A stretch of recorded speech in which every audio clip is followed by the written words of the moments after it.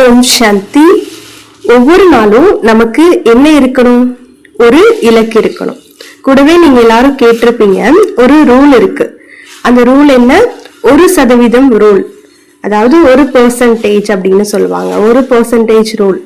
அப்ப ஒவ்வொரு நாளும் நம்மள 1% நம்ம மேம்படுத்தணும். பிரிட்டிஷ் சைக்கிளிங் டீமோட லீடர் இருந்தாரு, ஒரு கோச். அவர் 2004 நடந்த ட்ராக் சைக்கிளிங்ல அந்த பிரிட்டிஷ் கிட்ட 2 பதக்கங்கள் தான் இருந்தது, 2 தான் வாங்கியிருந்தாங்க. ஆனா 2008 நடந்த ட்ராக் சைக்கிளிங் பீஜிங்ல அந்த ஒலிம்பிக்ஸ் ஒண்ணு நடந்தது. அதுல 2008 அதே டீம் 14 தங்க பதக்கங்களை வாங்கினாங்க. ஃபர்ஸ்ட் டைம் 2004 2 தான் இருந்தது, ஆனா 2008 14 வாங்கினாங்க. இது அந்த டீம் லீடர் கோச் கொடுக்கக்கூடிய அந்த விதியை பத்தி அறிமுகப்படுத்தினாரு.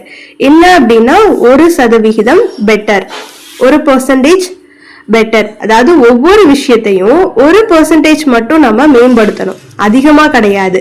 சைக்கிளினுடைய டயரை 1% மேம்படுத்தினாரு. அது மட்டும் கூடவே பிரேக்குகளை 1% மேம்படுத்துறது, விளையாட்டு வீரர்களினுடைய அந்த படுக்கை அறை அதையும் மேம்படுத்துறது. 1% கொஞ்சம் மேம்படுத்தினாங்க. அவங்களுடைய பில்லோ, அந்த தலையணை இருக்கும் இல்லையா, அதையும் மேம்படுத்தினாங்க. அவங்களுடைய டயட்டு, இது எல்லாத்தையும் மேம்படுத்தினாங்க. ஒவ்வொரு விஷயத்திலையும் அவரு நம்ம எங்க மேம்படுத்தலாம் அப்படின்னு பார்த்தாரு. அதாவது மேம்படுத்துறது அப்படின்னா ஒரு உயர்வான இடத்துல கொண்டு வர்றது.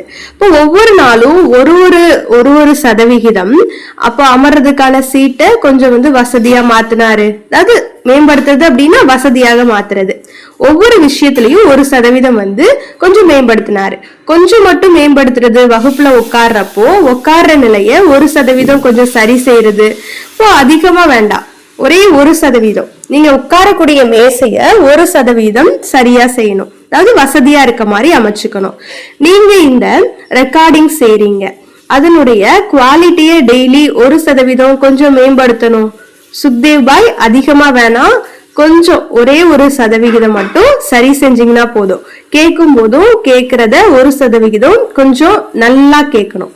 நீங்க எழுதணும் அப்படின்னா எழுதுற நோட்டை கூட கொஞ்சம் முழுமையா இல்லாம 1% நல்லா எழுதணும். நாளையில இருந்து நாம எல்லா விஷயத்தையும் 1% மேம்படுத்தணும். சில குழந்தைகளுக்கு ஏன் குறைஞ்ச மார்க் வாங்குறாங்க? தேர்வுல இல்ல அவங்க இந்த மாதிரி பண்றாங்க. இப்படி அடிச்சு எழுதுறது, கிழிச்சு எழுதுறது, அது ரொம்ப மோசமா தெரியுது. அது அவங்க கிட்ட அறிவு குறைவா இருக்கிறதுனால கிடையாது. ஆனா அவங்க தேர்வுல எப்படி பிரசன்டேஷன் பண்றாங்க அப்படின்றத அவங்களுடைய டீச்சர் பாக்குறாங்க. அது எவ்வளவு சுத்தமா ஒழுங்கா இருக்கு அப்படின்றதையும் பாக்குறாங்க. நீட்டா இருக்கா, கிளியரா இருக்கான்னு பாக்குறாங்க. சில குழந்தைங்க இந்த மாதிரி செய்யறாங்க. அதனால என்ன செய்யணும் அப்படின்னா, ஒரு கோடு இந்த மாதிரி நேரா போடணும். இப்போ ரொம்ப லேசா அதையும் பென்சிலால போடணும். அப்போதான் அது ரொம்ப நல்லா இருக்கும். இப்போ மருத்துவத்துல நாம ஏதாவது ஒரு பிரிஸ்கிரிப்ஷன் குறிக்கணும் அப்படின்னா அது இந்த மாதிரி பண்ணுவோம், எந்த குழப்பமும் இருக்கக்கூடாது. இப்படியாக செய்யறாங்க இல்லையா? இப்ப 16 அப்படின்றத 18 மாத்தணும் அப்படின்னா அத இப்படியே கிறுக்கி என்ன பண்றாங்க, அந்த 16 18 மாத்திடுறாங்க. இது இந்த மாதிரி செய்யக்கூடாது. இது புரிஞ்சுக்க முடியாது இல்லையா? அதை மாத்தினாலும் சரியா புரியாது. இப்ப இது எரர் பிரிஸ்கிரிப்ஷன், எரர் அப்படின்னு ஆயிடும், தப்பாயிடும். அதனால அதை முழுவதும் அழிச்சிட்டு திருப்பி புதுசா எழுதணும். முழுவதும் ஒரு கோடை இழுத்து அதனால எழுதுறது 1% நம்ம மேம்படுத்துறது. இப்ப இதுதான் 1% மேம்படுத்துறது. நம்ம அப்படியே இருக்கிறத அடிச்சுட்டு மாத்தி எழுதுறப்போ நமக்கும் புரியாது, மறந்துடும். மத்தவங்க பாக்குறவங்களுக்கும் என்ன எழுதிருக்காங்கன்னு புரியாது. இதுவே நம்ம மறுபடியும் முதல்ல இருந்து எழுதும் போது அது நீட்டா இருக்கும் இல்லையா? இப்ப இதுதான் மேம்படுத்துறது. அதனுடைய பொருள் கேட்கறது 1% மேம்படுத்தணும். நீங்க தூங்குறப்போ சுகமாக தூங்குங்க. 1% கொஞ்சம் மேம்பட்ட நல்ல தூக்கத்தை நீங்க தூங்கணும். இப்ப தூக்கம் நல்லதாக இல்லை அப்படின்னா 2 மணிக்கு எழுந்ததனுடைய எழுந்தோம் அப்படின்னா என்னென்ன ஆகும்? இப்ப 2 மணிக்கு எழுவதற்கும் பல நஷ்டம் இருக்கு. முழு நாளும் தூக்கமா வரும். இப்ப சோர்வா இருக்கும். இப்போ எழல அப்படின்னா தூக்கம் அது உண்மையிலேயே ஒரு விளைவாக இருக்கு. இப்போ சாப்பாடு இப்ப இல்ல பல விஷயங்கள்ல நம்ம வந்து என்ன ஆயிடுறோம், டவுன் ஆயிடுறோம். யாராவது செஞ்சாங்கன்னா முழு தினசரி அட்டவணையுமே வந்து குழப்பம் ஆயிடுது, தூக்கம் வந்துடுது. அது ஒரு விளைவு போல வந்துடுது. அதனால இது 1% ரூல். சரி, மேலும் வேக் கோல் அப்படின்னா ஒரு ரோடு மேப் இருக்கு. இப்போ டெய்லி வந்து செக்லிஸ்ட் இருக்கணும். இன்னைக்கு நான் இந்தந்த விஷயங்களை செய்யணும் அப்படின்னு நம்ம செக் பண்ணணும். எக்ஸாம்பிளுக்கு டெய்லி நம்மளுடைய 10 விஷயம். இப்போ எக்ஸாம்பிள் என்ன சொல்லலாம்னா மெடிடேஷனை எடுத்துப்போம். மெடிடேஷன் செஞ்சோம், ஆமா, செக்லிஸ்ட் பேக்கெட், அந்த லிஸ்ட் வந்து ரைட் போடணும். அந்த லிஸ்ட்ல மெடிடேஷன் முடிஞ்சது, கிளாஸ் கேட்கறது அடுத்து. இப்ப கிளாஸ் கேட்டுட்டோம், அதுக்கு ஒரு ரைட்டு. அடுத்தது கிளாஸ் நோட்ஸ் முடிஞ்சது, கிளாஸ்ல நாம நோட்ஸ் எடுத்தோமா அதுவும் இருக்கு, அதுக்கு ஒரு டிக்கு. அப்புறம் ஹோம்ஒர்க் செஞ்சிட்டோம் அப்படின்றதுக்கு ஒரு டிக்கு. அப்போ இயற்கையிலேயே நம்ம வந்து இயற்கையோட இருந்தோமா, சன் கேச்சிங் செஞ்சோமா, சன் கிட்ட நின்னோமா அப்படின்னு பார்க்கணும். சூரியன் நம்ம மேல பட்டுதா, அதுக்கு ஒரு ரைட்டு. அடுத்து செப்பல் இல்லாம நடந்தோமா, அதுக்கு ஒரு டிக் போடணும். இப்ப எல்லாமே பண்ணோம், ஆமா ஆமா ஆமா.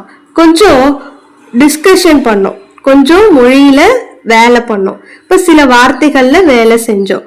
உங்க லௌகீக பொறுப்புகளை பண்ணிருப்பீங்க. அப்ப இந்த மாதிரி நீங்க ஒரு டேல என்னென்னலாம் செஞ்சீங்களோ அதை வந்து ஒரு லிஸ்ட் மாதிரி நம்ம ரெடி பண்ணி வச்சுக்கணும். அப்ப டெய்லி நம்ம இதை செஞ்சே ஆகணும் அப்படின்ற விஷயத்தெல்லாம் டிக் பண்ணணும். இப்ப நம்ம சாப்பிடுறது, குளிக்கிறது இதெல்லாம் டெய்லி செய்யறோம் இல்லையா? இப்ப அது வந்து நமக்கு யாரும் வந்து சொல்றது கிடையாது, கம்பல்சரி பண்றோம். ஆனா இந்த அமிர்த வேலை எந்திரிக்கிறது, முரளி கேட்கறது, கிளாஸ் கேட்கறது இதெல்லாமே வந்து நம்மளுடைய லிஸ்ட்ல கிடையாது. அப்ப அதையும் நம்ம வந்து டெய்லி பண்ணிதான் ஆகணும். எப்படி நம்ம சாப்பிட்றத டெய்லி செய்யறோமோ அந்த மாதிரி இந்த சின்ன சின்ன விஷயங்களை நாம வந்து மேம்படுத்தணும். இப்போ உங்களுடைய கடமைகள், கர்மயோகம் இது எல்லாமே செஞ்சீங்க அப்படின்னா நடுவில் கொஞ்சம் கொஞ்சமா டிராபிக் கண்ட்ரோல் பண்ணுங்க. அப்புறம் யோகா, சாயந்தர யோகா, ஈவினிங் யோகா இது எல்லாமே 1/2 மணி நேரம் பண்ணீங்க. இப்போ சில வந்து ரைட்டிங் வேலை பண்ணீங்க, சில பிளானிங் பண்ணீங்க, அப்புறம் கிரியேட்டிங் பண்ணீங்க.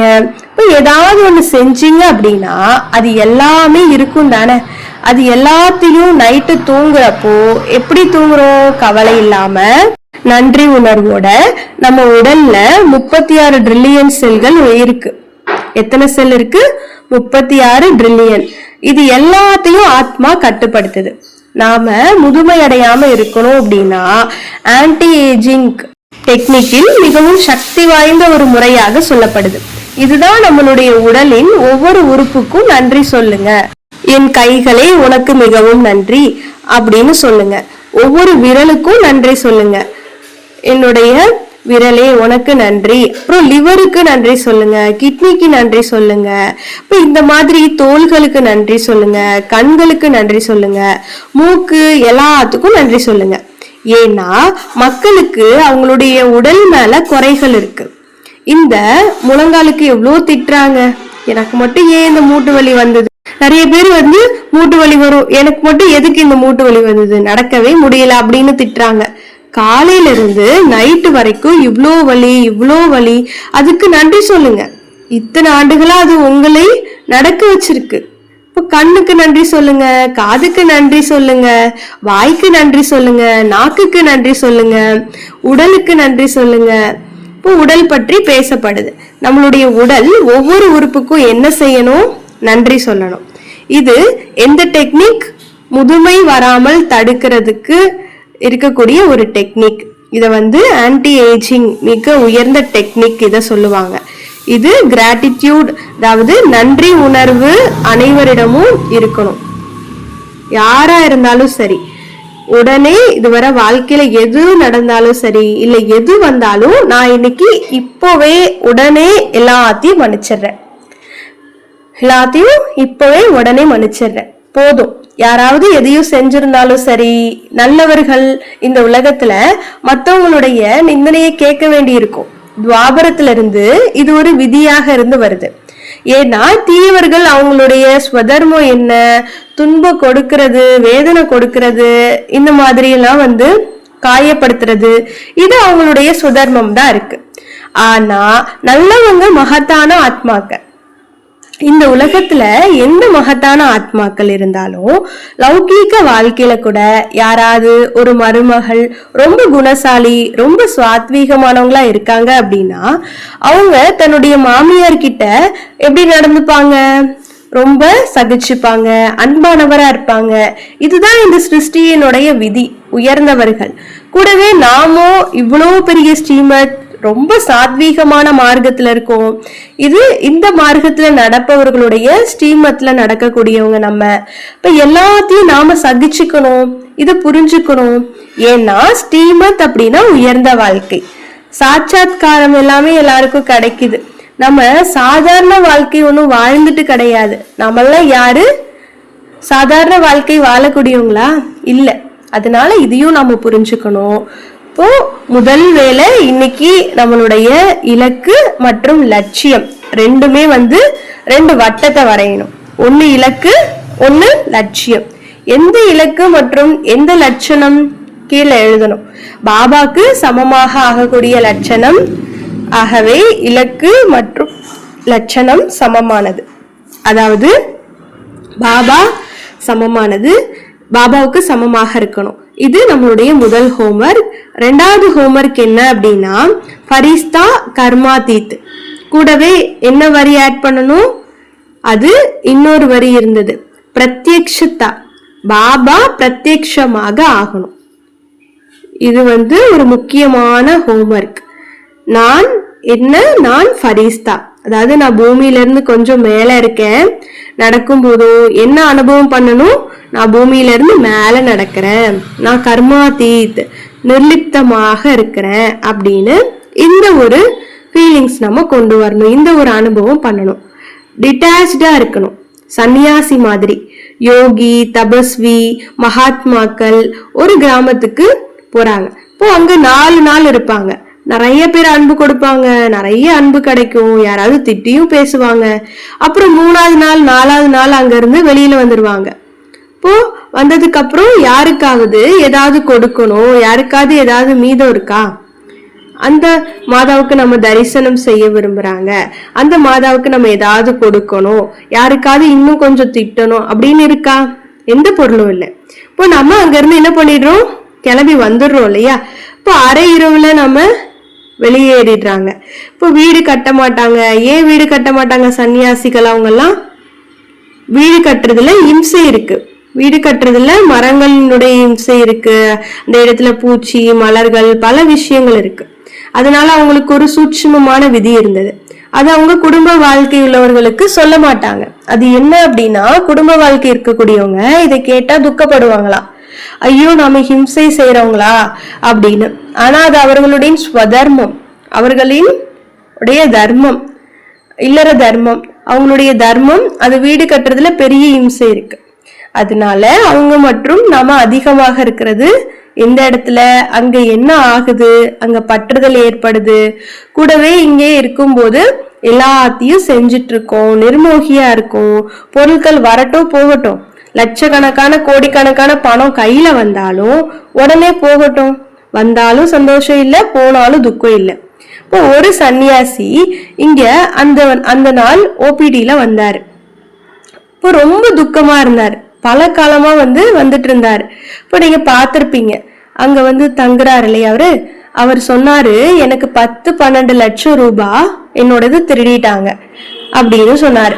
நான் சொன்னேன், என்ன இத்தனை காலமா நாங்க பார்த்துட்டு இருக்கோம், அவர் தனியா சுத்திட்டு இருப்பாரு. ஆனா நாங்க கேட்டோம், எப்படி இவ்வளோ கேஷ் இல்ல? ஆனா மற்ற பொருட்கள் இருந்தது, அது நாணயம் இருந்தது, இதெல்லாமே இருந்தது. இப்போ பஸ்ல எங்கோ போயிட்டு இருக்கப்போ கீழே வச்சுட்டு தூங்கிட்டாராம். அப்போ திருட்டு போயிடுச்சான். அதுக்கு நாங்க கேட்டோம், ஏதாவது பண்ணீங்களா, போலீஸ் கிட்ட சொன்னீங்களா, என்ன பண்ணணும் அப்படின்னு. இப்போ சத்குருவின் தான் போயிடுச்சு, ஆனா ரொம்ப துக்கமா இருக்கு அப்படின்னு சொன்னாராம். இப்போ அவர் சொல்லிட்டே இருந்தாரு, பகவானுடையது போயிடுச்சு அப்படின்னு திரும்ப திரும்ப சொல்றாரு. ஆனா ரொம்ப துக்கமா இருந்தாரு. இப்போ என்ன பண்ணணும்? அவரு பகவானோட தானே போயிடுச்சு, ஆனாலும் என்ன பண்ணாரு? பகவானோடது சொன்னாரு, ஆனாலும் அவர் துக்கமா இருந்தார். உண்மையிலே இது மனதினுடைய விளையாட்டு. இப்போ ஃபரிஸ்தா அப்படின்னா அன்அட்டாச்மெண்ட், அதாவது எல்லாத்தையும் விட்டுட்டு உடைய மாத்தினா ஃபரிஸ்தா ஆயிடுவோன்னு கிடையாது. இது மனநிலையினுடைய பெயர். இது உடையோடோ இல்ல பேட்ஜோடோ இருக்கக்கூடிய தொடர்பு கிடையாது ஃபரிஸ்தாக்கு. இப்போ ஃபரிஸ்தா அப்படின்னா ஒரு நிலை, ஒரு மைண்ட் செட். அது நாம அன்அட்டாச்சா இருக்கோமா அப்படின்னு பாக்குறது தான். அட்டாச்மெண்ட்ல துக்கம் இருக்கு, அதனால இது ரெண்டாவது என்ன இமேஜின் பண்ணணும், ஏஞ்சல் வாக்கிங். இப்போ ஏஞ்சல் மாதிரி வாக் பண்ணணும். நான் கர்மாதீத் ஆகி வருகிறேன். இப்போ மூணாவது ஒன்று ஸ்வமான் எழுதணும். எக்ஸாம்பிளுக்கு சகோதரி நல்லா சொன்னாங்க, ஸ்வமானத்தின் நஷா என்ன ஆகணும், டேஷ் ஆகணும், ஒழிச்சுட்டே இருக்கணும். நல்ல வார்த்தை தானே, ஒழிச்சுட்டே இருக்கணும். அதனால நான் ஸ்வமானத்தின் நஷாவில் இருக்கக்கூடிய ஆத்மா. இந்த ஒரு வரியை எழுதணும். என்ன எழுதுவோம், நான் ஸ்வமானத்தின் நஷால இருக்கக்கூடிய ஆத்மா. அதனால முதல் 1 பாடம் 2 வட்டங்களை வரைகிறது, இலக்கு, லட்சணம் மற்றும் இரண்டையும் சமமாக்குறது. அடுத்து 2வது இமேஜின் பண்றது, விசுவலைசேஷன் பண்றது. 3வது நான் ஸ்வமானத்தின் நஷால இருக்கக்கூடிய ஆத்மா. 4வது 2 காலம். 2வது காலம் என்ன பண்ணும், ஒரு பக்கம் முயற்சி, ஒரு பக்கம் முயற்சி. அப்படின்னா முயற்சியில கனத்தன்மை, முயற்சியில டென்ஷன், முயற்சியில நிறைய ஸ்ட்ரகிள்ஸ் இருக்கு, கவலை இருக்கு, போராட்டம் இருக்கு. இப்ப இதெல்லாம் கிடையாது. முயற்சியினுடைய சுமை, முயற்சியில துக்கம் இருக்கு அப்படின்னா அது முயற்சியே கிடையாது. இப்போ முயற்சியில இருந்து நாம விடுபட்டு இருக்கணும், லேசான தன்மையா இருக்கணும், ஞாரா பியாராவா இருக்கணும். ஒரு நர்ஸ் இருந்தாங்க, அவங்க சோர்ந்து போயிட்டாங்க. ஆனா ஒரு அம்மா சோர்ந்து போவாங்களா? தன்னுடைய மகனுக்கு சேவை செய்யறப்போ அம்மா சோர்ந்து போவாங்களா? அம்மா சோர்ந்து போக மாட்டாங்க. அம்மா ஒருபோதும் சோர்ந்து போக மாட்டாங்க. ஏன்னா அங்க என்ன இருக்கு, அன்பு இருக்கு. இப்போ ஹாஸ்பிட்டல்ல நர்ஸ் இருக்காங்க, அவங்க சோர்ந்து போயிடுறாங்க. ஏன்னா அது அவங்க அம்மாவா இல்லை அந்த இடத்துல. இப்போ கடைசியா அவங்க அந்த அம்மாவோட உணர்வுல இருந்தாங்க அப்படின்னா சோர்ந்து போக மாட்டாங்க. சரி, இப்போ நம்ம 2 கைகளையும் இப்படி செய்வோம். இன்னைக்கு எனக்கு சக்தியின் அஞ்சலி கிடைத்தது அப்படின்னு அனுபவம் பண்ணுங்க. கண்களை மூடி 2 நிமிஷம் அனுபவம் பண்ணுங்க. அது சொல்ல வேண்டாம், சிந்தியுங்க. சிவ பாபாட்ட இருந்து எனக்கு தேவையானது இந்த கைகள்ல வந்துட்டு. வெற்றி, நிலையான நிலை அல்லது மனதின் எந்த விருப்பமோ அதன் அஞ்சலி எனக்கு கிடைச்சிட்டு இருக்கு. முதல்ல எனக்கு கிடைச்சிட்டு இருக்கு அப்படின்றத ஃபீல் பண்ணுங்க, அனுபவம் செய்யுங்க. ஓம் சாந்தி. அதனால இது இன்னைக்கு 5வது ஹோம்வொர்க். ஆகவே என்னென்ன சொல்லப்பட்டது, முதல்ல இலக்கு லட்சணம், 2வது ஏஞ்சலிக் வாக்கு விசுவலேஷன். நான் ஃபரிஸ்தாவின் குணங்களை நினைவுல வச்சுக்கணும். ஃபரிஸ்தாக்கு ஒரு உருவம் இல்லை, ஃபரிஸ்தா அப்படின்றது ஒரு நிலையின் பெயர். ஃபரிஸ்தா அப்படின்னா மைண்ட் செட்டின் பெயர். அப்புறம் என்ன சொன்னோம், நான் சுமானத்தின் நஷாவில் இருக்க ஆத்மா. இதை மட்டும் எழுதணும். ஆனா எப்போது எதை எழுதினாலும் நன்றாக எழுதணும். சரி, அப்புறம் ஒரு காலம் 3 பாயிண்ட்டுகள். காலியான முயற்சியில என்ன பண்ணணும், என்ன செய்யணும், ஒரு செயல் செய்யணும். கூடவே அந்த கையில பாபாவின் சக்தி வருது அப்படின்னு கைகளை இப்படி வச்சோம். அதுல உண்மையில இந்த விஷயங்கள் பாபா மற்ற ஆத்மாக்களுக்கு முரளியில சொல்றாரு. இன்னைக்கு எனக்கு சக்தி என்ன நம்ம கிட்ட இருந்து அவங்களுக்கு கிடைக்குது அப்படின்னு செக் பண்ணணும். ஆனா ஹோம்வொர்க் இதை மாத்தி இருக்கு, இது நமக்கு கிடைச்சிட்டு இருக்கு. நாம விரும்புறது ஒண்ணு, கூடவே அதை மேலும் 2வது நாம அதை அடையிறோம். கடைசி பாயிண்ட் ஒரு எழுத்தாளர் எழுதியிருந்தாரு, ஐ டோன்ட் நெகோஷியேட் வித் அப்படின்றவரு எழுதியிருந்தாரு. நான் ஏதாவது முடிவு பண்ணா என்னுடைய சம்ஸ்காரம் நான் அதை வெளிப்படுத்த மாட்டேன், அது என்னால செய்யப்படணும். நான் மனதுகிட்ட சொல்லிட்டேன் அப்படின்னா இது நீ செய்யணும் அப்படின்னு சொன்னா உடல் சோர்ந்தாலும் மனம் ஏற்கனவே முடிவு செஞ்சதுனால நான் இதை செய்யணும் அப்படின்னு அதுக்கு தோணும், அது செஞ்சிடும். உடல் எவ்வளவுதான் சோர்வா இருந்தாலும் இங்க நிறைய மாதாஸ் சேவைக்கு வராங்க இல்லையா, பல முறை அவங்களுக்கு உடல்ல வலி வந்துடும், நோய் வரும். இப்போ நேத்துக்கு முன்னாடி நாள் கூட ஒரு மாதாஜி வந்தாங்க. அவங்களுக்கு வலி இருந்தது. நான் கேட்டேன், அப்புறம் என்ன பண்ணீங்க, என்ன செஞ்சீங்க அப்படின்னு. பாபாவின் சேவைய நான் விடுவேனா? நல்லா எவ்வளோ ரொட்டி போட முடியுமோ எல்லாம் போட்டேன், சேவையில ஈடுபட்டேன். காலையில இருந்து நைட்டு வர முழு காய்ச்சலோட வந்தாங்க. இல்லைன்னா அடுத்த நாள் சகோதரர் அனுப்பியதுனால வந்திருக்காங்க. இப்போ அவங்களுக்கும் சொல்லப்பட்டது நீங்க அட்மிட் ஆகுங்க அப்படின்னு. ஆனா இல்ல நான் டெய்லியும் பாபாவின் பணத்திற்கு இங்க சேவை செஞ்சுட்டு வரேன், எடுக்க வரல அப்படின்னு சொல்லியிருக்காங்க. இப்போ மருந்தை எழுதுங்க, எதை எடுத்துக்கணும்னு எழுதுங்க, அதை நான் எடுத்துக்கிறேன், இப்போ அதிகப்படுத்த வேணாம் அப்படின்னு சொல்றாங்க. இப்படிப்பட்ட மாதர்கள் வராங்க இல்லையா? இப்போ மகாரதி அவங்க மாதாக்களே நாம எல்லாரும் அவங்க முன்னாடி தோல்வி அடைஞ்சிடறோம் அப்படின்னு பல முறை நினைக்க தோணுது. இப்ப அந்த அளவுக்கு அவங்க பாவனையோட நான் பாபாக்காக செய்யணும் அப்படின்னு வராங்க. அவங்களுடைய சமர்ப்பணம், அவங்களுடைய தியாகம், அவங்களுடைய தவம் ஞானம் அதிகமாக இல்லைன்னா கூட அவங்க என்ன பண்றாங்க, எல்லாத்தையும் தியாகம் செய்யறாங்க. பேசவும் அதிகமா தெரியல, ஆனா அவங்களுடைய பாபா கிட்ட இருக்கக்கூடிய அன்பு அவ்வளோ அதிகமா இருக்கு. 15 நாளுக்கு அவங்களுக்கு பல விஷயம் இருக்கும், ஆனா யார்கிட்டையும் சொல்ல மாட்டாங்க. ஏன்னா சொல்லிட்டா வீட்டுக்கு போங்கன்னு சொல்லிடுவாங்கல்ல, இல்ல ஹாஸ்பிட்டலுக்கு போங்கன்னு சொல்லிடுவாங்க. அதனால என்னதான் வலி வந்தாலும் அதெல்லாம் எதிர்த்துட்டு பண்றாங்க. கூடவே அவங்க கிட்ட பணமும் அதுக்கேத்த மாதிரி அளவுலதான் இருக்கும், 200 ரூபாய் இருக்கும். அதுவும் போறதுக்கு டிக்கெட் போற செலவு இருக்கும் இல்லையா, போற வரதுக்கு தான் இருக்கும். அதையும் ரொம்ப கவனமா பயன்படுத்துவாங்க. ஒரு காசு இங்கேயும் அங்கேயும் செலவு பண்ண மாட்டாங்க. அந்த அளவு பணம் மட்டும்தான் இருக்கும். இப்ப இந்த மாதிரி ஒவ்வொரு வாரமும் ஒரு 2 பேர் மாதாஸ் பாண்டவபவன் ஞான சரோவர்ல இருந்து வராங்க. அதனால பாபா அவர்களை புகழ்றாரு. சரி, இப்போ ஐ டோன்ட் நெகோஷியேட் அப்படின்றவரு நான் முடிவு செஞ்சா எந்த விஷயத்திலயும் அதை நிறைவேற்றுவேன் அப்படின்னு சொல்லுவாரு. இப்ப அந்த ஹோம்ஒர்க் நம்ம செய்யணும், அல்லது வேறு எந்த வேலையாக இருந்தாலும் ஏதாவது கத்துக்கணும் அப்படின்னா அதை கண்டிப்பா நாம கத்துக்கணும். டெய்லி 1%. இந்த 1% விதிய நம்ம லைஃப்ல எப்பவுமே மறக்க கூடாது. நல்லது. ஓம் சாந்தி.